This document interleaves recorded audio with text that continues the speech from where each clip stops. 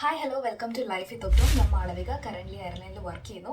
ഇന്ന് നമ്മൾ സംസാരിക്കാൻ പോകുന്ന ടോപ്പിക്ക് കൊറിയൻ്റെ ഏറ്റവും വലിയ ഹ്യൂജ് അപ്ഡേറ്റ് ആയിട്ടുള്ള ലാംഗ്വേജ് റിക്വയർമെൻറ്റ്സിനെ പറ്റിയിട്ടാണ്. ഒരുപാട് പേർക്ക് പണി കിട്ടിയിട്ടുണ്ടാവും. പ്രത്യേകിച്ച് 2025 വെബ്സൈറ്റ് അപ്ഡേഷന് മുന്നേ സ്റ്റാർട്ട് ചെയ്ത ആൾക്കാർക്കാണ് ഏറ്റവും കൂടുതൽ പണി കിട്ടിയത്. പക്ഷെ കുഴപ്പമില്ല, ഈ രജിസ്ട്രേഷൻ ഒട്ടും ഈസി ആയിട്ടുള്ള ഒരെണ്ണമല്ല. കുറേ കഷ്ടപ്പാടുകൾ ഉണ്ടാവും, പക്ഷെ വൺ ഡേ നിങ്ങൾക്ക് രജിസ്ട്രേഷൻ കിട്ടും. അപ്പം ഉള്ള ഒരു ഹാപ്പിനെസ്സിനെ കുറിച്ചിട്ട് ആലോചിച്ചിട്ട് മുന്നോട്ട് പോവുക. വരുന്നതെല്ലാം ഫേസ് ചെയ്തിട്ട് ഒന്നുകൊണ്ടും വെറി ചെയ്യേണ്ട ആവശ്യമൊന്നുമില്ല.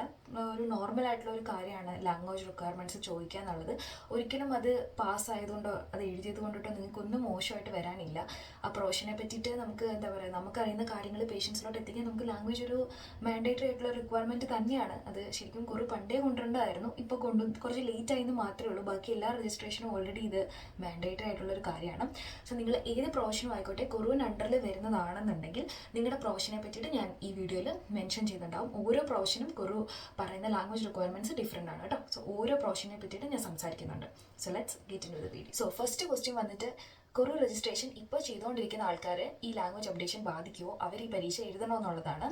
നിങ്ങൾ 510 € അടച്ച് നിങ്ങളുടെ ഫയൽ കംപ്ലീറ്റ് വന്ന് നിങ്ങൾ DLന് വേണ്ടി വെയിറ്റ് ചെയ്യുവാണ്, 4 months പീരീഡിലാണ് നിങ്ങളിപ്പോൾ ഉള്ളതെങ്കിൽ നിങ്ങൾ ഈ ലാംഗ്വേജ് റിക്വയർമെൻറ്റ് എക്സാം എഴുതേണ്ട ആവശ്യമില്ല. നിങ്ങൾ already medium of instruction certificate submit ചെയ്ത ഒരാളാണെന്നുണ്ടെങ്കിലും ഇത് എഴുതേണ്ട ആവശ്യമില്ല കേട്ടോ. അപ്പോൾ അതെനിക്കൊരു കിട്ടിയൊരു ക്വസ്റ്റൻ ആയിരുന്നു. സോ നിങ്ങൾ എഴുതേണ്ട കാര്യമില്ല. ആസ് ഫാർ ഇത്രയും വരെയുള്ള അപ്ഡേറ്റ് അനുസരിച്ച് എഴുതേണ്ട ആവശ്യമില്ല. ഇനിയും നിങ്ങൾ രജിസ്ട്രേഷൻ സ്റ്റെപ്പിലോട്ട് മൂവ് ചെയ്യുന്ന സമയത്ത് കുറി എഴുതാൻ ആവശ്യപ്പെടുമോ എന്നുള്ളതൊരു സ്റ്റിൽ ഒരു ക്വസ്റ്റ്യൻ മാർക്കാണ്. പക്ഷേ ഇപ്പോഴത്തെ ഒരു അപ്ഡേഷൻ അനുസരിച്ചും കുറുവിന് ഞാൻ ഓൾറെഡി മെയിൽ ചെയ്തിട്ട് ചോദിച്ചിരുന്നു. അതനുസരിച്ചും എനിക്ക് കിട്ടിയ ഒരു അറിവ് അനുസരിച്ച് നിങ്ങൾ ഓൾറെഡി പേയ്മെൻറ്റ് ചെയ്ത ആളാണെങ്കിൽ നിങ്ങൾ എക്സാം എഴുതേണ്ട ആവശ്യമില്ല കേട്ടോ. അടുത്ത ക്വസ്റ്റ്യൻ, എല്ലാവരും കുറി ചെയ്യുന്ന ഒരു 1000 പേർ ചെയ്ത 1000 പേരും ഈ രജിസ്ട്രേഷന് വേണ്ടിയിട്ട് ഈ എക്സാം എഴുതണോ എന്നുള്ളതാണ്. വേണ്ട, അതിനകത്ത് കുറച്ച് കൺസിഡറേഷൻ ഉണ്ട് ചില ആൾക്കാർക്ക്. അതിൽ ഫസ്റ്റ് പോയിന്റ് ആണ് കുറി പറയുന്നത്, നിങ്ങൾ ഏത് പ്രൊഫഷന് വേണ്ടിയിട്ടാണോ അപ്ലൈ ചെയ്യുന്നത്. ഫോർ എക്സാമ്പിൾ ഡയറ്റീഷ്യൻ, ഒപ്റ്റോമെട്രിസ്റ്റ് ഒക്കെയാണ് നിങ്ങൾ അപ്ലൈ ചെയ്യുന്നത്. ഇത് നിങ്ങൾ പഠിച്ചത് ഇംഗ്ലീഷ് സ്പീക്കിംഗ് കൺട്രിയിലാണെങ്കിൽ നിങ്ങൾക്ക് ഈ എക്സാം എഴുതേണ്ട ആവശ്യമില്ല. ഫോർ എക്സാമ്പിൾ ഞാൻ ഓൾറെഡി ഒപ്റ്റോമെട്രി പഠിച്ചത് അയർലൻഡിലാണ് എന്നുണ്ടെങ്കിൽ എനിക്ക് എക്സാം എഴുതേണ്ട ആവശ്യമില്ല. അത് ഈ പ്രൊഫഷൻ തന്നെ ആയിരിക്കണം കേട്ടോ. ഫോർ എക്സാമ്പിൾ എൻ്റെ അടുത്ത് ഒരാൾ ചോദിച്ചിരുന്നു, മാസ്റ്റേഴ്സ് ഞാൻ അയർലൻഡിൽ ചെയ്തു. ഇപ്പോൾ എൻ്റെ കേസിൽ ഞാൻ മാസ്റ്റേഴ്സ് അയർലൻഡിൽ ചെയ്തിട്ടുണ്ട്, അപ്പോൾ ഞാനിത് എഴുതേണ്ട ആവശ്യമില്ലല്ലോ, ഞാൻ ഓൾറെഡി മാസ്റ്റേഴ്സ് ചെയ്തല്ലോ. അങ്ങനെയല്ല, കുറി രജിസ്ട്രേഷന് വേണ്ടി നമ്മൾ വെക്കുന്ന പ്രൊഫഷൻ ഏതാണോ ആ പ്രൊഫഷൻ നമ്മൾ പഠിച്ചത് ഒരു ഇംഗ്ലീഷ് സ്പീക്കിംഗ് കൺട്രിയിലാണെന്നുണ്ടെങ്കിൽ നിങ്ങൾക്ക് എക്സാം എഴുതേണ്ട ആവശ്യമില്ല. രണ്ടാമതായിട്ട് കുറി പറയുന്ന കണ്ടീഷൻ എന്താണെന്ന് വെച്ചാൽ, നിങ്ങൾ പഠിച്ചിറങ്ങി 2 വർഷം ആയതേ ഉള്ളൂ. ഫോർ എക്സാമ്പിൾ നിങ്ങൾ ബാച്ചുലർ ഓഫ് ഫിസിയോതെറാപ്പി അല്ലെങ്കിൽ ബാച്ചുലർ ഓഫ് എന്താണോ നിങ്ങളുടെ കോഴ്സ്, അത് നിങ്ങൾ കംപ്ലീറ്റ് ചെയ്തിട്ട് 2 ഇയേഴ്സിനുള്ളിലാണ് നിങ്ങൾ കുറി അപ്ലൈ ചെയ്യുന്നതെന്നുണ്ടെങ്കിൽ നിങ്ങൾക്ക് ജസ്റ്റ് നിങ്ങളുടെ യൂണിവേഴ്സിറ്റി എന്നുള്ള മീഡിയം ഓഫ് ഇൻസ്ട്രക്ഷൻ സർട്ടിഫിക്കറ്റ് മാത്രം മതി. നിങ്ങൾ IELTS എക്സാം എഴുതേണ്ട ആവശ്യമില്ല. സോ 2 വർഷത്തിനുള്ളിൽ തന്നെ പെട്ടെന്ന് അപ്ലൈ ചെയ്യാനായിട്ട് ട്രൈ ചെയ്യുക. അങ്ങനെയാണെങ്കിൽ ഇത് നിങ്ങൾക്ക് എഴുതേണ്ട ആവശ്യമില്ല. മൂന്നാമത് കുറി കൺസിഡർ ചെയ്യുന്ന ഒരു പോയിന്റ്, നിങ്ങൾ ഓൾറെഡി ഒരു ഇംഗ്ലീഷ് സ്പീക്കിംഗ് കൺട്രിയിൽ 2 വർഷത്തിൽ കൂടുതലായിട്ട് വർക്ക് ചെയ്യുവാണെന്നുണ്ടെങ്കിലും നിങ്ങൾക്ക് ഈ പറയുന്ന എക്സാം വേണ്ട. ഫോർ എക്സാമ്പിൾ ഞാനിപ്പോൾ ഓസ്ട്രേലിയയിൽ കഴിഞ്ഞ 5 വർഷത്തിനിടയിൽ 2 ഇയേഴ്സ് ഞാൻ അവിടെ ഒപ്റ്റോമെട്രിസ്റ്റ് ആയിട്ട് വർക്ക് ചെയ്തിട്ടുണ്ട്. അതിൻ്റെ സർട്ടിഫിക്കറ്റ് പ്രൂഫ് ഉണ്ടെന്നുണ്ടെങ്കിലും എനിക്ക് IELTS എഴുതേണ്ട ആവശ്യമില്ല. സോ ബേസിക്കലി കുറി നോക്കുന്നത് നിങ്ങൾക്ക് ഇംഗ്ലീഷ് എന്നൊരു ലാംഗ്വേജ് സേഫായിട്ടും എഫക്റ്റീവായിട്ടും കമ്മ്യൂണിക്കേറ്റ് ചെയ്യാനുള്ള എബിലിറ്റി ഉണ്ടോ എന്നുള്ളതാണ് കുറി അവിടെ ചെക്ക് ചെയ്യുന്നത്. അപ്പം നിങ്ങൾക്ക് ഈ പറഞ്ഞ 3 ഓപ്ഷൻസിൽ ഏതിലെങ്കിലും ഒന്നിൽ ഇൻക്ലൂഡ് ആവുന്നുണ്ട് എന്നാണെങ്കിൽ നിങ്ങൾ ഈ എക്സാം എഴുതേണ്ട ആവശ്യമില്ല കേട്ടോ.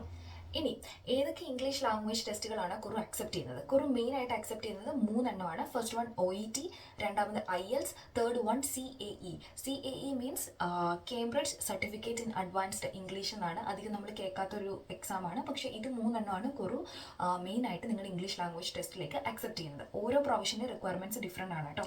സോ ഇനി ഓരോ പ്രൊഫഷന് സ്പെസിഫിക് ആയിട്ട് വേണ്ട ലാംഗ്വേജ് റിക്വയർമെൻറ്റ്സ് നോക്കാം. ഇതിൽ തന്നെ 2 എണ്ണത്തിനാണ് ഏറ്റവും കുറച്ച് ഹയർ ആയിട്ട് അവർ പറയുന്നത്. അതിലൊന്ന് speech and language therapist.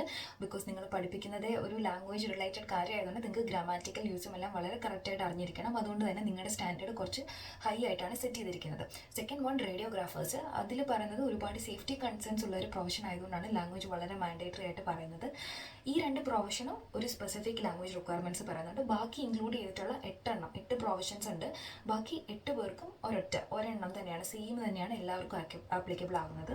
So first ഞാൻ പറയാൻ പോകുന്നത് ഹൈ സ്റ്റാൻഡേർഡ് സെറ്റ് ചെയ്തിട്ടുള്ള ആൾക്കാരെ പറ്റി പറയാം. റേഡിയോഗ്രാഫേഴ്സിനും അതുപോലെ തന്നെ സ്പീച്ച് ലാംഗ്വേജ് തെറാപ്പിസ്റ്റിനും OET എക്സാം രണ്ടുപേർക്കും എഴുതാം. OET റേഡിയോഗ്രഫി അല്ലെങ്കിൽ OET സ്പീച്ച് പത്തോളജി എക്സാം എഴുതാം. നിങ്ങൾക്ക് വേണ്ടത് മിനിമം ഓഫ് ഗ്രേഡ് B ആണ്. എല്ലാ കമ്പോണൻസിനും നിങ്ങൾക്ക് ഗ്രേഡ് B വേണം. റീഡിംഗ്, റൈറ്റിംഗ്, ലിസണിംഗ്, സ്പീക്കിംഗ് എല്ലാ കമ്പോണൻസിനും നിങ്ങൾക്ക് ഗ്രേഡ് B വേണം. മാൻഡേറ്ററി ആണ്. IELTS ആണെങ്കിലും അക്കാഡമിക് ഓവറോൾ IELTS അക്കാഡമിക് ആണ് എഴുതേണ്ടത്. ഓവറോൾ സ്കോർ 7 ആണ്. എല്ലാ കാറ്റഗറിക്കും 7 തന്നെ നിങ്ങൾക്ക് സ്കോർ വേണം. അതുപോലെ നമ്മൾ പറഞ്ഞ എക്സാമാണ് ലാസ്റ്റ് എക്സാം CAE. സോ CAEക്ക് ആണെങ്കിലും നിങ്ങൾക്ക് വരുന്ന ക്രൈറ്റീരിയ കൂടുതലാണ്. CAEയിൽ നിങ്ങൾക്ക് മിനിമം വേണ്ടത് 185 ആണ് മിനിമം സ്കോർ നിങ്ങൾക്ക് റിക്വയർഡ് ആയിട്ട് വരുന്നത്. ഇത് സെയിം തന്നെയാണ് സ്പീച്ച് ലാംഗ്വേജ് തെറാപ്പിസ്റ്റിനും നിങ്ങൾക്ക് സെയിം തന്നെയാണ്. OET നിങ്ങൾക്ക് സ്പീച്ച് പാത്തോളജി എക്സാം എഴുതാം.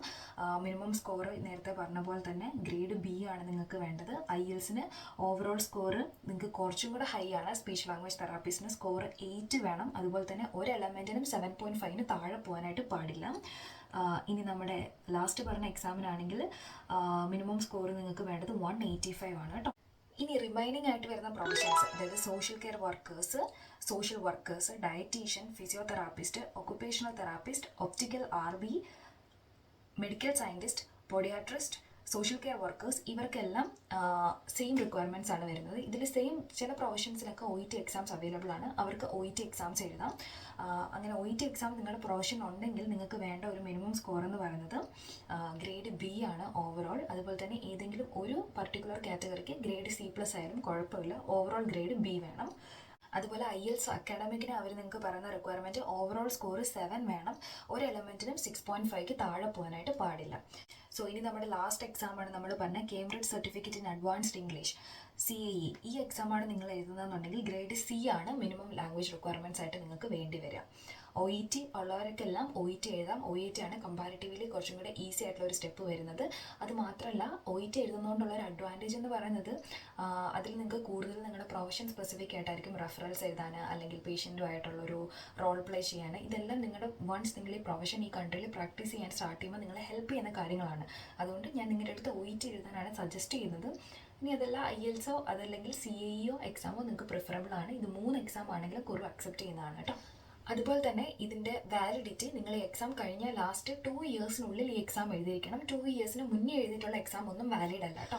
അതുപോലെ തന്നെ OET എക്സാമിന് ഒരു ഓപ്ഷൻ ഉണ്ട്. നിങ്ങൾക്ക് വീട്ടിൽ ഇരുന്നിട്ട് തന്നെ എക്സാം എഴുതാനായിട്ട് പറ്റും, അല്ലെങ്കിൽ സെൻറ്ററിൽ പോയി എക്സാം എഴുതാൻ പറ്റും. എങ്ങനെ എഴുതിയാലും അത് വാലിഡ് ആയിട്ട് തന്നെയാണ് കൺസിഡർ ചെയ്യുന്നത്. IELTS എക്സാം നിങ്ങൾ സെൻറ്ററിൽ പോയിട്ട് തന്നെയാണ് എഴുതേണ്ടത്. അത് സ്പെസിഫിക്കലി കുറു മെൻഷൻ ചെയ്യുന്നുണ്ട് കേട്ടോ. അതുപോലെ തന്നെ കുറു പറയുന്ന ഏറ്റവും ഇമ്പോർട്ടൻ്റ് ആയിട്ടുള്ള ഒരു പോയിന്റ് ആണ്, നിങ്ങൾക്ക് ഓരോ പർട്ടിക്കുലർ ആയിട്ട്, അതായത് OET 1 സ്കിൽ ടെസ്റ്റ് എന്ന് പറഞ്ഞിട്ടൊരു സംഭവമുണ്ട്. നിങ്ങൾക്ക് സെപ്പറേറ്റ് അറ്റൻഡ് ചെയ്യാനായിട്ട് പറ്റുന്നത്. അത് കുറു അക്സെപ്റ്റ് ചെയ്യില്ല. നിങ്ങൾ ഹോൾ 4 എണ്ണം എഴുതി ഒരുമിച്ച് തന്നെ ഈ പറയുന്ന 6.5 അല്ലെങ്കിൽ 7 ഗ്രേഡിലോട്ട് നിങ്ങൾ എത്തണം കേട്ടോ. അത് സെയിം IELTSനാണെങ്കിലും OETക്കാണെങ്കിലും ഓരോരോ സെപ്പറേറ്റ് കമ്പോണൻ്റ് ആയിട്ട് എഴുതിയിട്ട് നിങ്ങൾക്ക് കിട്ടുന്ന സ്കോർ കൺസിഡർ ചെയ്തില്ല. 4 എണ്ണം നിങ്ങൾ ഒരുമിച്ച് എഴുതി ഈ സ്കോർ ആവറേജ് ആണ് നിങ്ങൾക്ക് കൊടുക്കേണ്ടത് കേട്ടോ. എന്തൊക്കെ ഡീറ്റെയിൽസ് ആണ് നിങ്ങൾ കൊറൂലേക്ക് വേണ്ടി സബ്മിറ്റ് ചെയ്യേണ്ടത് നിങ്ങളുടെ ഈ ലാംഗ്വേജ് റിക്വയർമെൻറ്റ്സ് മീറ്റ് ചെയ്യാൻ വേണ്ടിയിട്ട്? OET ആണെന്നുണ്ടെങ്കിൽ OETയുടെ നമ്പർ നിങ്ങൾ പ്രൊവൈഡ് ചെയ്യണം. നിങ്ങളുടെ ആ OET കാർഡ് റിസൾട്ട് കാർഡിൽ നിങ്ങൾക്ക് ഒരു 9 ഡിജിറ്റ് നമ്പർ കാണാൻ പറ്റും. ആ നമ്പറാണ് കൊറൂക്ക് വേണ്ടി നിങ്ങൾ സബ്മിറ്റ് ചെയ്യേണ്ടത്. ഇനി IELTS എഴുതുന്ന ആൾക്കാർക്ക് സബ്മിറ്റ് ചെയ്യേണ്ടി വരിക നിങ്ങളുടെ IELTS സ്കോർ കാർഡിൻ്റെ ടോപ്പ് റൈറ്റ് കോർണറിലായിട്ട് ഒരു 15 to 18 നമ്പേഴ്സ് ക്യാരക്ടേഴ്സ് മിക്സ് ചെയ്തിട്ടുള്ള ഒരു നമ്പർ ഉണ്ട്. അതാണ് കൊറൂലേക്ക് സബ്മിറ്റ് ചെയ്യേണ്ടത്. ഇനി CAE എഴുതുന്നവർക്ക് ഒരു ഇമ്പോർട്ടൻറ്റ് പോയിന്റ് ഉണ്ട്. അവർക്ക് ആ ഒരു കാൻഡിഡേറ്റ് ID നമ്പർ മാത്രമല്ല, അവർക്കൊരു സീക്രട്ട് പിൻ നമ്പർ 4 ഡിജിറ്റ് ഒരു പിൻ നമ്പർ കൂടെ ഇഷ്യൂ ചെയ്യും അവർ എക്സാമിലേക്ക് വേണ്ടി രജിസ്റ്റർ ചെയ്യുന്ന സമയത്ത്. സോ കാൻഡിഡേറ്റ് ID നമ്പറും അതുപോലെ തന്നെ ഈ രജിസ്ട്രേഷൻ പിൻ നമ്പറും നിങ്ങൾ സബ്മിറ്റ് ചെയ്യേണ്ടതായിട്ട് വരും. ഇൻ കേസ് നിങ്ങൾക്ക് പിൻ നമ്പർ മിസ്സായി പോവോ, ഓർമ്മയില്ല, അങ്ങനെ എന്തെങ്കിലും സംഭവിച്ചു കഴിഞ്ഞാൽ സെൻറ്ററിൽ കോൺടാക്ട് ചെയ്തിട്ട് ആ പിൻ നമ്പർ റീഇഷ്യൂ ചെയ്യാനായിട്ട് പറയണം. ആ പിൻ നമ്പർ സബ്മിറ്റ് ചെയ്യുന്നത് ഇമ്പോർട്ടൻ്റ് ആണ് CAE എക്സാം എഴുതുന്നവർക്ക്. അതുപോലെ തന്നെ ഞാൻ ഈ കൊറിയൻ്റെ ലാംഗ്വേജ് അപ്ഡേഷൻ വന്നിട്ടുള്ള വെബ്സൈറ്റിൻ്റെ ലിങ്ക് ഡിസ്ക്രിപ്ഷനിൽ ആഡ് ചെയ്തേക്കാം. നിങ്ങൾക്ക് എന്തെങ്കിലും ഡൗട്ട്സ് ഉണ്ട്, കൂടുതൽ ഡീറ്റെയിൽസ് അറിയണമെങ്കിൽ ആ ലിങ്കിൽ കയറുക. അതിനകത്തും ഇതുപോലെ തന്നെ ഡീറ്റെയിൽ ആയിട്ട് ഡിസ്ക്രൈബ് ചെയ്യുന്നുണ്ട്. ഇത് കൂടാതെ നിങ്ങൾക്ക് എന്തെങ്കിലും ഡൗട്ട് ഉണ്ടെങ്കിൽ കമൻറ്റ് ബോക്സിൽ കമൻറ്റ് ചെയ്തോളാം. എനിക്ക് പറ്റുന്ന പോലെ ഞാൻ അതിന് റിപ്ലൈ തരുന്നതാണ് കേട്ടോ. അതുപോലെ തന്നെ എന്തെങ്കിലും വീഡിയോ സജഷൻസ് നിങ്ങൾക്ക് ഉണ്ട്, ഇന്ന വീഡിയോ അല്ലെങ്കിൽ ഇന്ന കാര്യത്തെക്കുറിച്ച് നിങ്ങൾക്ക് കൂടുതൽ അറിയണമെന്നുണ്ടെങ്കിൽ അത് നിങ്ങൾക്ക് കമൻറ്റ് ചെയ്യാം, ഞാൻ വീഡിയോ ചെയ്യുന്നതായിരിക്കും. അപ്പോൾ stay tuned for our further കൊറു രജിസ്ട്രേഷൻ വീഡിയോസ്. അപ്പോൾ ബൈ.